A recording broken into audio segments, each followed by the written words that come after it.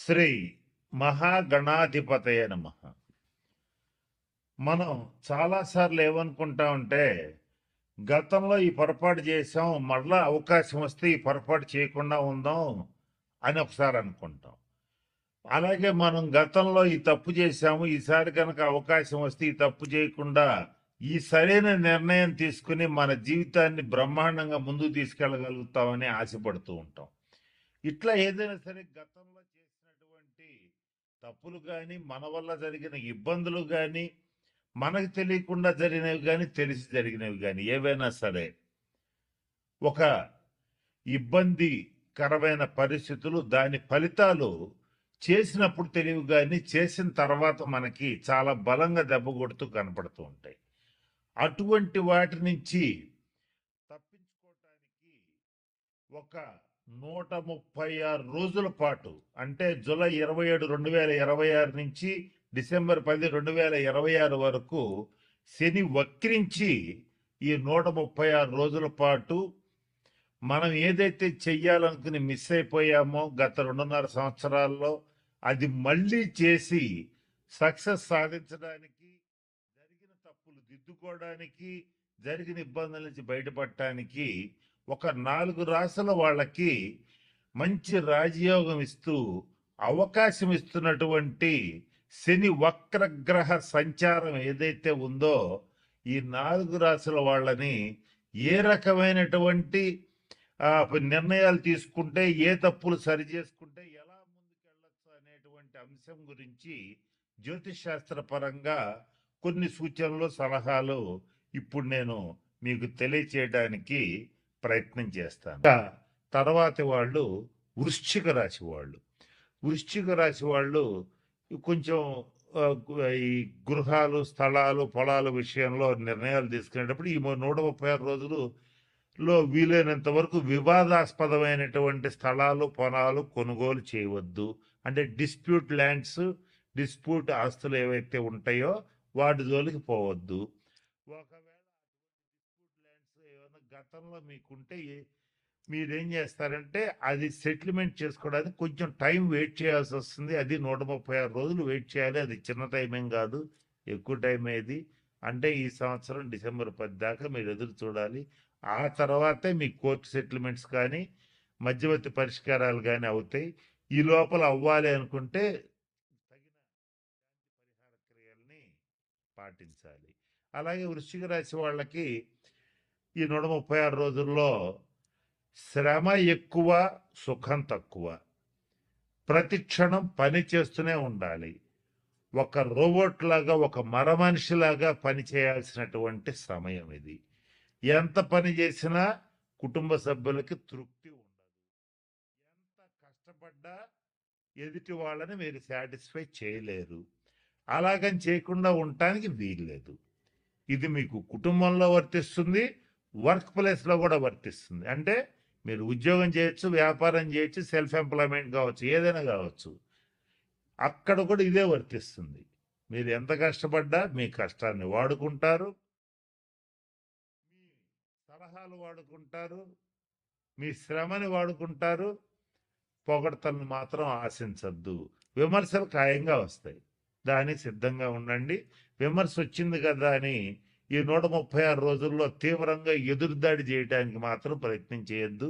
ఎదురుదాడి చేస్తే మీరే ఇరుక్కుపోతారు. కాబట్టి ఈ రకమైన జాగ్రత్తలు వృశ్చిక రాశి. ఇక ఫైనాన్షియల్ ఆస్పెక్ట్స్లో కూడా వృశ్చిక రాశి వాళ్ళు నిర్ణయాలు ఎలాగో ఆచితూచి తీసుకుంటారు. కానీ తీసుకునే క్రమంలో కొంచెం ఎక్కువగా ఆలోచిస్తారు ఈ 136 రోజులు. అంటే ఆలోచించాల్సింది ఒక పావుగంట ఆలోచించాలి ఒక విషయం గురించి. పావుగంట ఆలోచించడం కరెక్ట్ కాదంటే ఒక అరగంట లేదా గంట ఆలోచించవచ్చు. అంతేగాని నెలల తరబడి ఆలోచించారనుకో మీ నిర్ణయం ఖచ్చితంగా తప్పు అవుతుంది. కాబట్టి ఏదైనా సరే 1-2 సార్లు ఆలోచించండి. మీ ఆత్మీయులు, మీ నమ్మకస్తులు, మీ శ్రేయోభిలాషులు ఎవరుంటారో వాళ్ళ సలహా మేరకు ఆర్థిక పరమైనటువంటి నిర్ణయాలు తీసుకోండి. జీవిత భాగస్వామితో భేదాభిప్రాయాలు రాకుండా జాగ్రత్త పడండి. ఏదేమైనప్పటికీ వాళ్ళకి ఈ 136 రోజులు సుఖం తక్కువ, శ్రమ ఎక్కువ, ఒకటే మాట. ఇకపోతే అంటే వృద్ధులు, వికలాంగులు ఎవరన్నా ఉంటే వాళ్ళకి సహాయం చేయండి. అది ఆర్థికంగా కావచ్చు, అలాగే వాళ్ళకి సర్వీస్ చేయటం కావచ్చు. వికలాంగులు ముఖ్యంగా ఎవరైనా కుంటి వాళ్ళు ఎవరైనా ఉంటే వాళ్ళకి ట్రైసైకిల్స్ అంటే 3 చక్రాల బండ్లు ఇవ్వటం కానీ, లేదా వాళ్ళ ఆసుపత్రి ఖర్చులకు డబ్బులు ఇవ్వటం కానీ, రోగుల్లో కూడా మామూలు రోగులు కాదు, కొన్ని దీర్ఘ రోగులకి తరుణ రోగులకి తేడా ఏంటంటే తరుణ వ్యాధులు అంటే అప్పుడు వచ్చి అప్పుడే వారం 10 రోజుల్లో తగ్గిపోతాయి. దీర్ఘ రోగులు అంటే నెలలో సంవత్సరాల తరబడి వాళ్ళు రోగిష్టి వాళ్ళనే ఉంటారు. వాళ్ళకి సేవ చేయండి.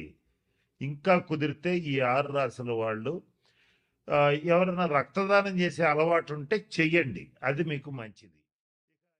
ఎవరైనా సరే ఈ 6 రాసుల్లో శనీశ్వరుడికి సంబంధించి మంచి ఫలితాలు పొందాలంటే ప్రభుత్వ ఆసుపత్రులకు వెళ్ళి అక్కడ ఉన్నటువంటి రోగులకి కావలసిన మెడిసిన్స్ ఇప్పించటం కానీ, ఏదైనా పళ్ళు ఇవ్వటం కానీ అవకాశం ఉంటే చేయండి.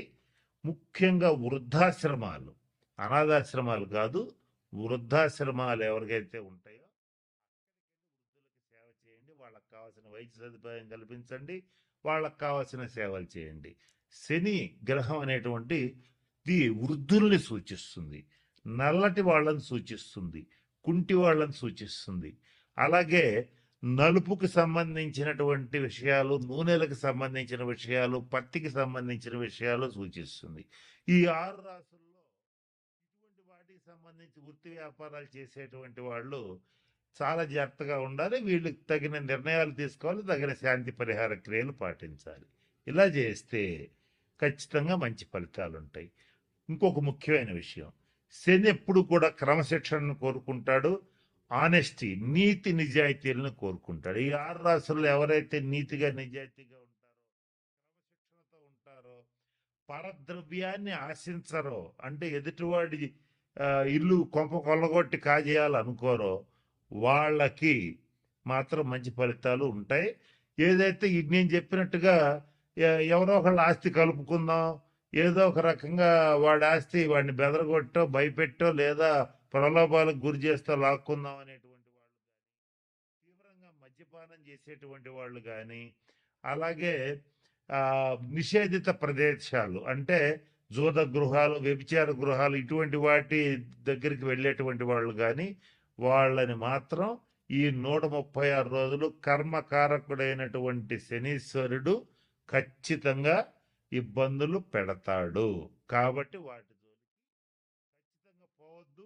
ఈ 136 రోజులు అసలు పోవద్దు. కనుక నేను చెప్పినటువంటి విషయాలు గమనంలో పెట్టుకోండి, జాగ్రత్తలు పాటించండి. మన ఛానల్లోనే ఇంకా పరిహారాలు ఇస్తాను, మీకు షార్ట్స్ రూపంలో కూడా ఇస్తాను. వాటిని పాటించి ఈ 136 రోజులు మీకు అత్యంత అనుకూలంగా మార్చుకోవచ్చు. నేను చెప్తూ వీడియో మొదట్లో మాట చెప్పాను, వక్రీ బలి అన్నాను. వక్రించిన గ్రహం మరింత బలంగా పనిచేస్తుంది. ఆ బలంగా పనిచేసేటప్పుడు దాన్ని పాజిటివ్గా నెగిటివ్గా మార్చుకోవటం మీ చేతుల్లో ఉంటుంది. కాబట్టి నేను చెప్పిన అన్ని సూచనలు పాటించి అందరూ 12 రాసుల వాళ్ళు శనీశ్వరుడు యొక్క శుభ ఫలితాలు పొందాలని మనస్ఫూర్తిగా ఆశిస్తూ ఆ పరమేశ్వరుడిని ప్రార్థిస్తూ సెలవు తీసుకుంటున్నాను. స్వస్తి.